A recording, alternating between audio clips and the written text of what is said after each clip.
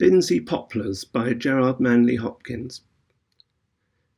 My aspens dear, whose airy cages quelled or quenched in leaves the leaping sun, all felled, are all felled, of a fresh and following folded rank, not spared, not one that dandled a sandalled shadow that swam or sank on meadow and river and wind-wandering, weed-winding bank. Oh, if we but knew what we do when we delve or hew, hack and rack the growing green. Since country is so tender to touch, her being so slender, that, like this sleek and seeing ball, but a prick will make no eye at all, where we, even where we mean to mend her, we end her when we hew or delve.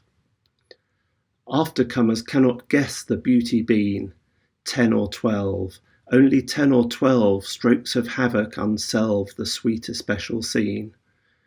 Rural scene, a rural scene, sweet especial rural scene.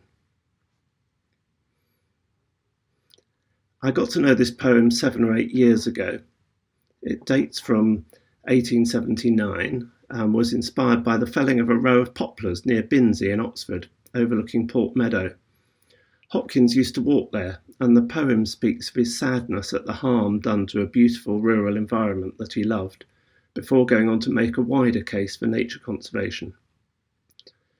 Port Meadow remains an extraordinary asset to the city of Oxford. It still has that rural beauty that Hopkins cherished, and when you walk there it's easy to feel a sense of it being unchanged over centuries.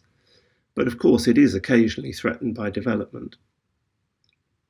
It was in this context that the poem was brought to my attention in about 2013 by my friend Peter Groves. It was relevant because the university had just perpetrated a new act of vandalism on the environment of Port Meadow. This was the construction of a set of graduate accommodation blocks known as Castle Mill, just to the south of the meadow and dominating with a view from the meadow back towards the city. In a very unfortunate coincidence, at the very same time, the Bodleian Library was in the process of acquiring the original manuscript of Binsey Poplars. I was an elected member of the University Council at the time, and I voiced my concern about the development at a council meeting. I must admit my contribution was not particularly effective, and council agreed that nothing needed to be done. Fortunately, a number of furious and more determined dons than me, and local residents, had other ideas, and a congregation meeting was called, at which the university was firmly rapped over the knuckles. The saga rumbled on for some time and did quite a bit of harm to the university's reputation in the city, and eventually the university undertook some quite costly alterations to reduce the visual impact of the buildings.